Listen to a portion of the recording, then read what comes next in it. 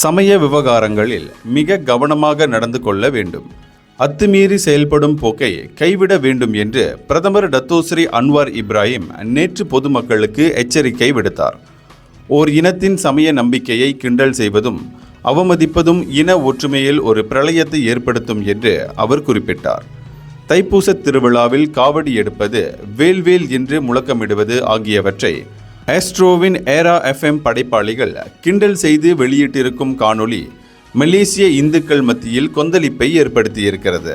தேசிய சுபிட்சத்தை பலவீனப்படுத்தும் இதுபோன்ற விவகாரங்களில் மிக கவனமுடனும் எச்சரிக்கையுடனும் செயல்பட வேண்டியதன் அவசியத்தை அனைத்து தரப்பினரும் அனுசரிக்க வேண்டும். இதுபோன்ற செயல்கள் மீண்டும் தலையெடுக்க கூடாது என்று அனைத்து தரப்பினரையும் அவர் எச்சரித்தார்.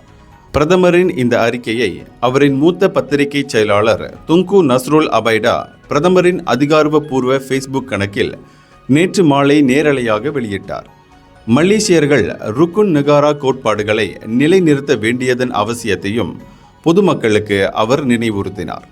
நபில் Ahmad Asad Jasmin, John Louis Jeffrey, Radin Amir Affendi ஆகிய மூவரையும் பணி இடைநீக்கம் செய்திருப்பதாக ஆஸ்ட்ரோ நிறுவனம் அறிவித்திருக்கிறது.